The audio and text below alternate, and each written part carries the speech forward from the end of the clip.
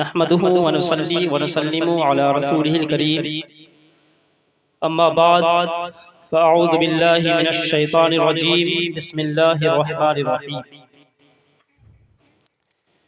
वल्लज़ीना जाऊ मिन बअदिहिम यक़ूलून रब्बना इग़फ़िर लना व लिइख़वानिना अल्लज़ीना सबक़ूना बिल ईमान सदक़ल्लाहु मौलाना अज़ीम व सदक़ रसूलुहुन नबियुल अमीनुल करीम व नहनु अला ज़ालिका लमिनश शाहिदीन व शाकिरीन वल्हम्दुलिल्लाहि रब्बिल आलमीन। हज़रात, कुछ अर्ज़ व मारूफ़ से पहले दुरूद पाक पढ़ें। अल्लाहुम्मा सल्लि अला सय्यिदिना व मौलाना मुहम्मदिन व अला आलिहि व बारिक वसल्लिम सलातन व सलामन अलैका या रसूलल्लाह सल्लल्लाहु तआला अलैहि वसल्लम। हज़रात, अल्लाह तबारक व तआला ने इंसान को अशरफुल मखलूक़ात बनाया और उसे इबादत का हुक्म दिया गया, फरमाबरदारी का हुक्म दिया गया। तो जब बंदा अपने रब तबारक व तआला की फरमाबरदारी करता है, उसकी इताअत करता है, तो अल्लाह तबारक व तआला उससे मोहब्बत करता है और बंदों के दिलों में भी उसकी मोहब्बत को डाल देता है।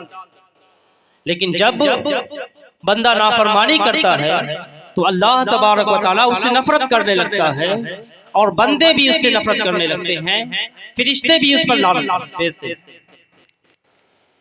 तो जब बंदा अल्लाह ताला का फरमाबरदार हो जाता है तो अल्लाह तबारक व तआला की बारगाह में इस तरह मकाम हो जाता है तो अल्लाह तबारक व तआला खुद उससे मोहब्बत करता है। और जब नाफरमानी कर दे तो अल्लाह खुद इंसान भी उससे नफरत करता है।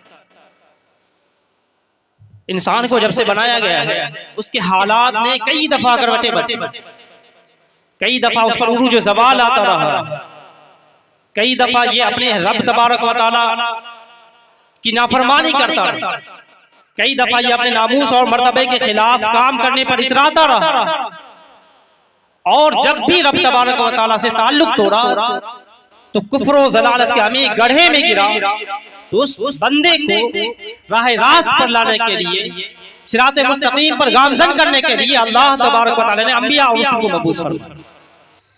हुजूर की आमद से पहले आप देखें, मुआयना करें कि कितनी गुमराहियां फैली हुई थी। एक भाई की दूसरे भाई से लड़ाई रहती थी, एक कौम की दूसरी कौम से लड़ाई रहती थी, अपनी बच्चियों को जिंदा दरगोर कर दिया करते थे और आपस में फूट फैली हुई थी। लेकिन जब हुजूर नबी करीम सल्लल्लाहु अलैहि वसल्लम आए तो आने के बाद ये तमाम बुराइयां खत्म हो गई और हुजूर नबी करीम सल्लल्लाहु अलैहि वसल्लम ने अपने मानने वालों के दरमियान, दो मुसलमान भाइयों के दरमियान मोहब्बत और उल्फत पैदा की, उखुवत और भाईचारगी पैदा की। अभी इसकी एक मिसाल ये देखिए कि जब उखुवत और भाईचारगी कायम कर दी तो दो मुसलमानों के दरमियान किस तरह उल्फत होती है, मोहब्बत होती है। हमारे दो मुसलमान भाइयों के दरमियान इस तरह मोहब्बत होती है कि जब हम आपस में मिलते हैं तो एक दूसरे को सलाम करते हैं। ये क्या है? दुआ है, दुआ देते हैं, अस्सलामु अलैकुम व रहमतुल्लाह। क्या कहते हैं? मेरे भाई, तुम पर सलामती हो, अल्लाह की रहमत नाज़िल हो, बरकात उसकी बरकत।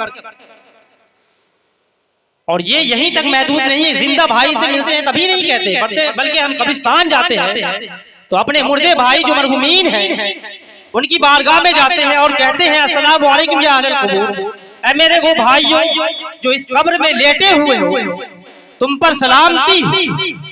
तो ये है मोहब्बत और उखुवत की एक झलक जो नबी करीम सल्लल्लाहु अलैहि वसल्लम ने अपने चाहने वालों के दरमियान पैदा फरमाई। उसकी एक झलक है कि जब इंसान एक जिंदा भाई से मिलता है तो उसे सलामती की दुआ करता है और जब मुर्दे भाई के पास जाता है तो उसे भी सलामती की दुआ करता है, उसके लिए भी भलाई की दुआ करता है।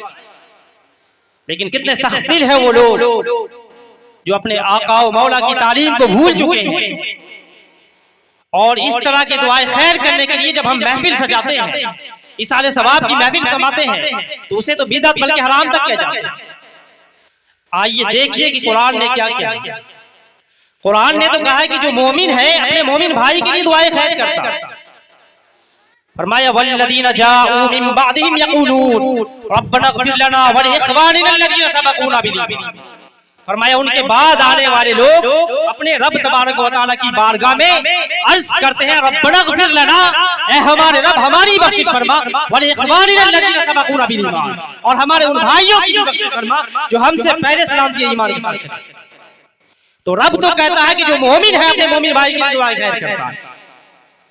लेकिन आज कुछ लोग ये हैं कि कहते हैं कि इस तरह की महफिल जो इनेकाद करते हो ये बिदअत है, इससे सवाब नहीं होता बल्कि गुनाह होता।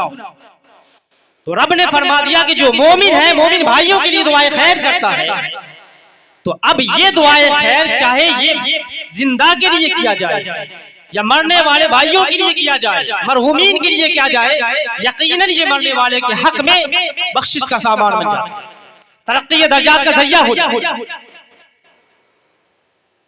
इसी तरह हम कुरान पढ़ते हैं, कलमात पढ़ते हैं, जिक्र व अज़कार करते हैं और इसका सवाब ईसाल करते हैं अपने मरहूमीन के लिए।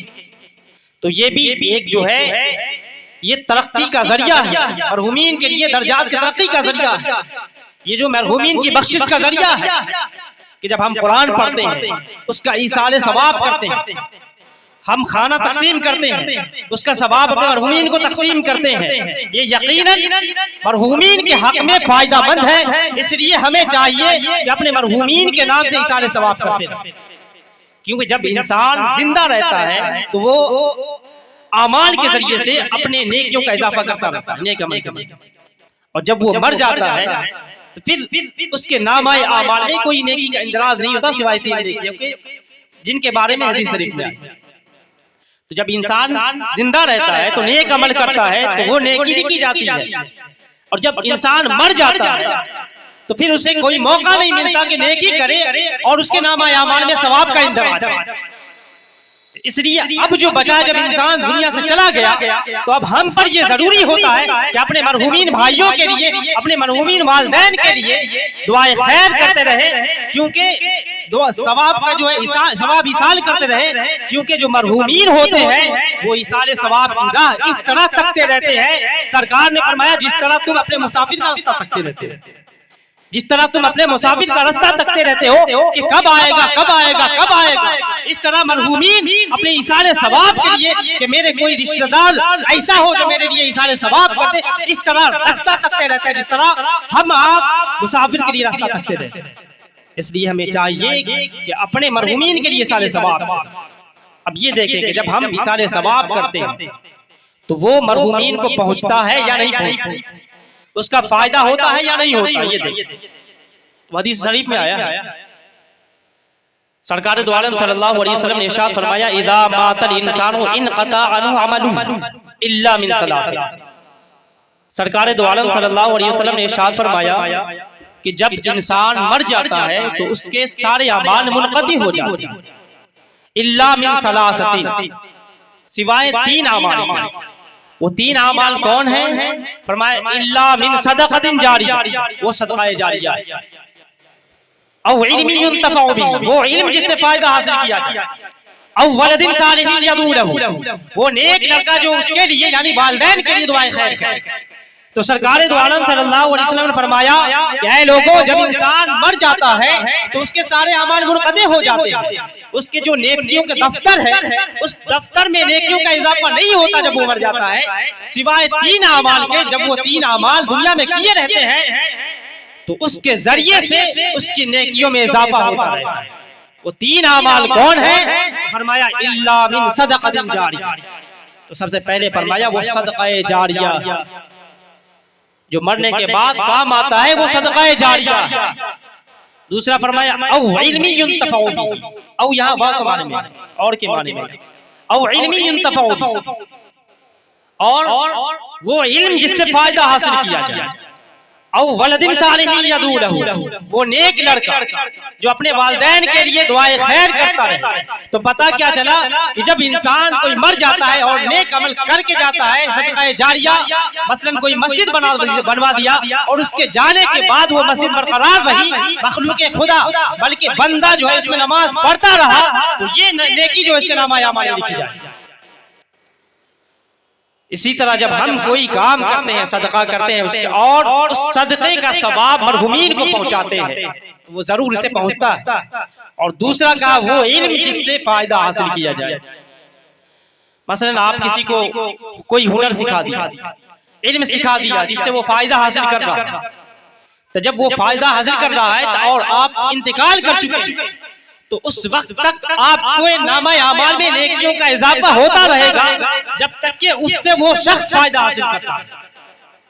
और फरमाया वो नेक लड़का जो अपने वालिदैन के लिए दुआए खैर करे, तो जो शख्स अपने नेक लड़का को, नेक औलाद को छोड़ देता है और वो नेक औलाद अपने वालिदैन के लिए दुआए खैर करता है तो उसके जो उसके लिए ये सामान्य बख्शिश है, ये जो है सामान्य बख्शिश है। इसलिए हमें और आपको चाहिए कि अपने वालिदैन के लिए हमेशा इशारे सवाब करते रहें, अपने मरहूमीन को भूल ना जाए, अपने वालिदैन को हमेशा याद रखें, लावारिस ना छोड़ दें, बल्कि उसके नाम से इशारे सवाब करते रहे ताकि उसके नेकियों में इजाफा होता रहे। लेकिन ये तो उन लोगों के लिए है जिन्होंने दुनिया में अपने वालिदैन से मोहब्बत की और अल्लाह तबारक व तआला ने उनके दिल को नर्म कर दिया है। लेकिन वो लोग जो तो जीते जी अपने माँ बाप को भूल जाते हैं, उनसे क्या तवक्को रखी जाए? वो तो बेचारे दिन दुनिया में भूल जाते हैं, तो आखिरत के लिए उसके लिए क्या सोचेंगे? इसलिए अपने दिल को नर्म करे और अपने वालिदैन को हमेशा याद रखते रहे, अपने मरहूमीन को याद करते रहे और इशारे सवाब करते रहे। और दूसरी हदीस देखिए कि जब हम इशारे सवाब करते हैं मरहूमीन को तो वो पहुंचता है या ना पहुंचता। तो हुजूर नबी करीम सल्लल्लाहु अलैहि वसल्लम के जमाने में एक शख्स आस बिन वाइल का इंतकाल हो गया। तो उसने मरने से पहले वसीयत की थी कि जब मैं मर जाऊं तो मेरे नाम से 100 गुलाम आजाद कर दे। तो जब वो इंतकाल करके मर गया तो उसके एक भाई ने, इसका नाम हिशाम था, अपने हिस्से के 50 गुलाम आजाद कर दिए और जो 50 बच गया, दूसरे बेटे हजरत उमर रज़ी अल्लाह अन्हु ने कहा कि मैं उस वक्त तक गुलाम आजाद नहीं करूंगा जब तक कि मैं हुजूर नबी करीम सल्लल्लाहु अलैहि वसल्लम से इजाजत तलब ना करूं। चुनाचे वो प्यारे आका सल्लल्लाहु अलैहि वसल्लम की बारगाह में हाजिर हुए। हाजिर होने के बाद अर्ज की या रसूल अल्लाह सल्लल्लाहु अलैहि वसल्लम, मेरा वालिद फौत कर चुका है और उसने मुझसे ये कहा था, वसीयत की थी कि जब मैं मर जाऊं तो मेरे नाम से मेरी तरफ से 100 गुलाम आजाद कर दिए जाए। चुनाचे मेरे भाई हिशाम ने अपने हिस्से के 50 गुलाम आजाद कर दिए हैं और 50 गुलाम जो मेरे हिस्से में है मैंने अब तक आजाद ना किया है। या रसूल अल्लाह, अगर मैं अपने वालिदैन के वालिद के नाम से इशारे सवाब कर उसको गुलाम को आजाद कर दूं तो क्या इसका सवाब उसे पहुंचेगा या ना? क्या कहा कि अगर मैं अपने हिस्से के 50 गुलाम आजाद कर दूं तो इसका फायदा मेरे वालिद को पहुंचेगा या नहीं पहुंचेगा? तो सरकार दो आलम सल्लल्लाहु अलैहि वसल्लम ने इरशाद फरमाया, लौ काना मुस्लिमन फातक्तुम अन्हु औ तशद्दक्तुम अन्हु औ हज्जतुम अन्हु बलहु। फरमाया अगर वो मुसलमान होता तो तुम उसकी तरफ से गुलाम आजाद करते या उसकी तरफ से सदका करते या हज करते तो जरूर उसको पहुंचता। तो सरकार दो आलम सल्लल्लाहु अलैहि वसल्लम की इस हदीस से पता चला कि जब कोई शख्स इशारे सवाब करता है तो उसके मरहूमीन को उसका फायदा पहुंचता है। और पहुंचता किसे है? फरमाया लौ काना मुस्लिम। सरकार ने फरमा दिया लौ काना मुस्लिमन, अगर वो मुसलमान होता तो पता चला कि जो शख्स मोमिन है और उसकी तरफ से इशारे सवाब किया जा रहा है तो उसका फायदा उसे पहुंचता है। इसलिए हमें चाहिए कि अपने मरहूमीन के लिए इशारे सवाब करते हैं। अब आखिरी हदीस में बयान करके मैं चला आप लोगों के सामने से, क्योंकि बहुत सारे उलमा इकराम हैं, उनको आपको समाअत करनी है कि हुजूर नबी करीम सल्लल्लाहु अलैहि वसल्लम ने हुजूर सल्लल्लाहु अलैहि वसल्लम के बहुत सारी अहादीस हैं जिससे पता चलता है कि जब हम इशारे सवाब करते हैं तो उसका फायदा हमारे मरहूमीन को पहुंचता। और जब आप इशारे सवाब करते हैं ना तो इस इशारे सवाब फरिश्ते नूर के थाली में ले जाते हैं और आपके मरहूमीन को देते हैं।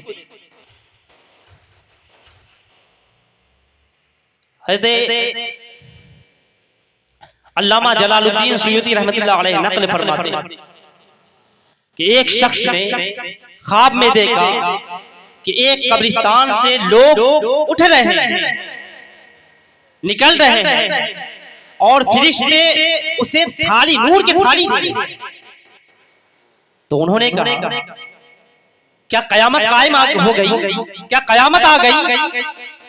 तो उन्होंने कहा कि नहीं, कयामत नहीं आई, बल्कि मामला ये है कि इस कब्रिस्तान में जितने लोग लेटे हुए हैं, इन्हीं में से किसी रिश्तेदार, किसी के रिश्तेदार थे, इन्हीं में से कुछ लोगों के रिश्तेदार थे, उनके लिए इशारे सवाब किया है, जिसके इशारे सवाब को लेकर फरिश्ते नूर की थाली में से पेश करते हैं। तो जब हम इशारे सवाब करते हैं तो हमारे मरहूमीन को पेश किया जाता है, तो उसका इजाफा होता है, फायदा होता है।